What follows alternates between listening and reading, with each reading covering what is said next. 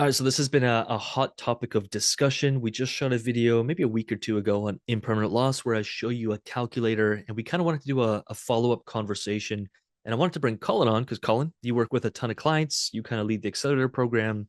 You've, I don't know how many members we've worked with by now, but it's got to be over 2,000, hundreds of fast track clients. Well over $10 million deployed in capital, by the way. And it's actually well over that. That's a gross underestimation because one client themselves once deployed close to $18 million in fast track. So $10 million is an easy estimate, but we've seen tens of millions of dollars deployed in DeFi. And we have a pretty good understanding of this, this thing called impermanent loss and why we love yield farming, because the fees we earn can far outpace impermanent loss, or impermanent loss can completely, I'm going to use language, fuck you, because you're not aware of it and you're in super volatile pairs with tight ranges and you're just degenning the shit out of your portfolio, which we don't do and don't like to do. So I wanted to bring you on just to kind of jam about impermanent loss and how you would work a client or a member through like understanding it and navigating it so it doesn't freak them out into inaction. So wanted to chat with you on that.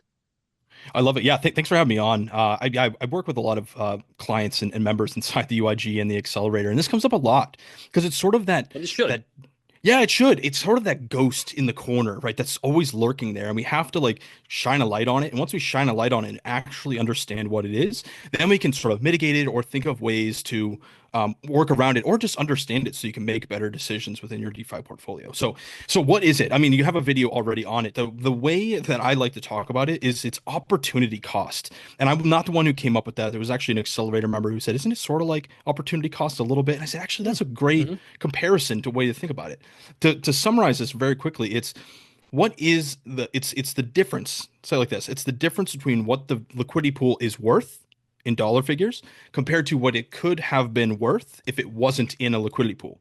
So when I take $10,000 and I have $5,000 of ETH and a $5,000 of Arrow, and I were to put that in a liquidity pool, well, over time, as the price of these assets move inside of the range, the ratio of those two assets are going to shift inside of that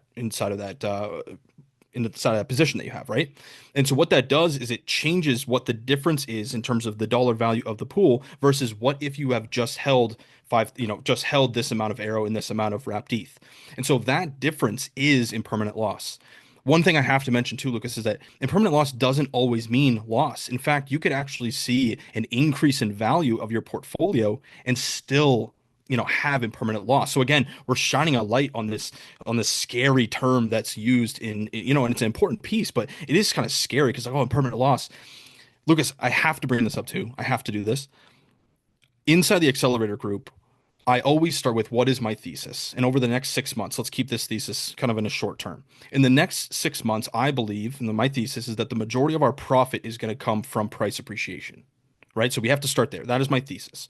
So what does that mean in terms of me taking action inside of my portfolios? Well, for me, I want to have the most exposure to single asset exposure, because that's what's going to soak up the most price appreciation. Liquidity pools aren't necessarily the best when it comes to price appreciation because of impermanent loss. Does that mean I just I liquidate all my liquidity pools to get into single asset holdings? No, it doesn't mean that at all. In fact, there's a strategy that we can use both, and I'm sure there's dozens of videos on this YouTube channel to talk about it. But for me, when I'm talking about this, is how can I maximize both? How can I maximize single asset environments and the cash flow that liquidity pools bring in? If I can do both of those at the same time, that's where I can start to see great upside in terms of price appreciation on the lent assets or buy and hold assets. And I can have liquidity pools open that produce cash flow that he can either help me build those lent positions or buy and hold positions, or cash flow to move off Really chain hope if people I'm are looking listening. to. Like I Yeah, really hope this is people are important. listening. Yeah. If What do you you think? want some of those videos, leave it in the comments here on the in the YouTube comments, or hit me up on Instagram at Rubixinator. I can send you the specific comments or videos. Yeah, to me, I see it as highly correlated pairs could be good Yep. move, or of course, lending out those the things that you want to hold for price appreciation. So like Colin said, his thesis is most of my money is going to be made on the upside of price appreciation. Oh, okay. Well, if that's the thesis, I don't want to be in a damn ETH USDC pool. I want to put my ETH somewhere where it can appreciate. But what if I could take a loan against it and then do a ETH USD pool Both. that's printing 192% APR for purely cash flow, even if you're chasing it on the way up and seeing impermanent loss. But you're almost like double. You say it, double dipping. I'm just Double using it dip. for Yeah, I you. call it double dipping. You're It's pretty double much what you're dipping. doing. Um, I hope people hear that because I always say too, like impermanent loss is inevitable. So like we can't. Yep.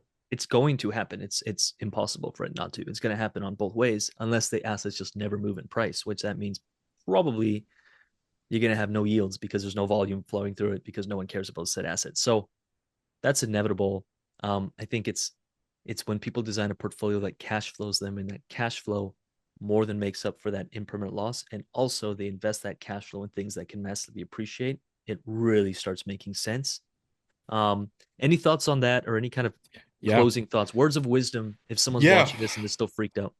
Yeah, I mean, I could talk about this for hours, and in fact, we do. We talk about this for Talk a hours because lot. it's such a great topic, and a lot of different examples. I think an example is a best way if I can have 2 more minutes to talk about this. So, giving a perfect example, let's say I want to build the biggest bag of sui that I can. In fact, that's what I've been trying to do over the last several months, right? So, Big fan. again, back to my thesis, I want to build the biggest bag of sui for price appreciation.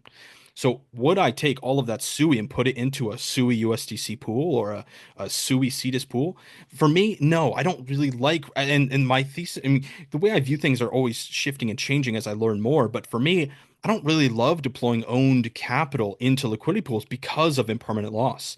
So for me, the what I've been structuring in terms of my maps is if I'm trying to build the biggest bag of SUI and I want a cash flow vehicle that can help me build that, if I lend SUI and then borrow a healthy amount against it to keep that LTV healthy, we have to make sure we do that. Videos on this in the YouTube channel, I'm sure. Let us know if you want to. Um, Maybe me and Colin can do a video where we can walk you through an example of this. Let us know in the comments. Yeah. And then, take that borrowed capital, borrow stables, and put that into a SUI USDC pool that now produces 15% per month in cash flow that I can use to fund this more SUI. So again, my goal is to build a bigger bag of SUI without having to dip into my fiat bank account to add more. So how can I create a system that's sort of like a looping strategy here where I can build the biggest bag of SUI using these strategies? So when I'm thinking about impermanent loss in terms of this system here, I'm less concerned about impermanent loss with that liquidity pool because its sole goal is cash flow to build that bull run bag. Boom. When SUI moves up in value by 20% and I get converted into USDC inside that liquidity pool, a lot of people say, "Oh my gosh, now I have less SUI," and you Mm-hmm. do technically. There's still impermanent loss there, but the SUI that I have lent has seen that entire move up in price appreciation. Mm-hmm. So again, that's why I call it double dipping because you Mm-hmm. can get price appreciation on the lent and the cash flow from the borrowed and deployed capital into liquidity pool. So you don't Mm-hmm. have to do this strategy. It is just one that it sort of mitigates that impermanent loss, if you I will, see it as because a you get that hedge. single a It's hedge. like it's a hedge Beautiful. against being wrong on. So someone could say, "Well, I'm just going to ride the bull run and I'm all in on that."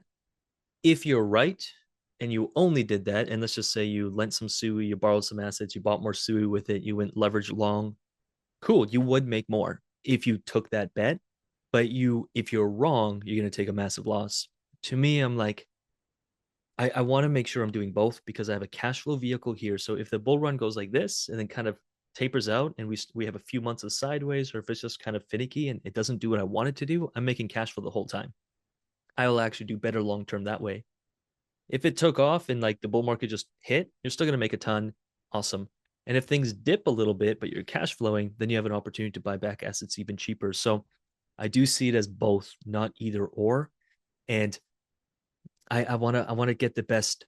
We always talk about risk adjusted returns, but I want a best return for the lowest amount of risk I can possibly make. And to me, this is the way that we reduce our risk, yet still make insane returns instead of going all in on one strategy, taking on way more risk to maybe make more return, but now there's a big maybe. So I think we see it that same way. I think our clients do, and it's probably why the UIG does so well, is they're not gambling. Like the quality of person in the community is, I think, very different than most discords. They're actually a lot of entrepreneurs are business oriented or people interested in business, and it's why they do so well because they do see this as a business.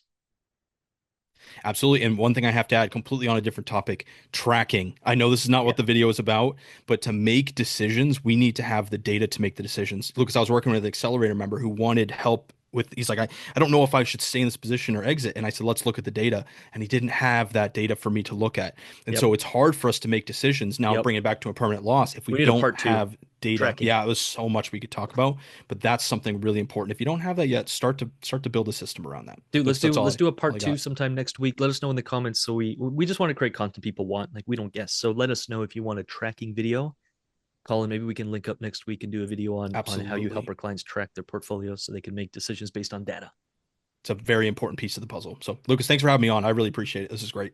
Dude, let's go. Cryptolabsresearch.com. If you all want to check out what we do, we got a ton of free stuff on the website, and we have the UIG and Accelerator and Fast Track at Rubixinator on Instagram. I probably have 10 to 15 conversations per day right now on IG, and you guys feed me so many ideas for not just content, but many of you are looking for help, or you're looking at our programs, or you need some guidance on that front at Rubixinator on Instagram. With that said, Colin, thanks for joining us, and we'll see y'all in the next video.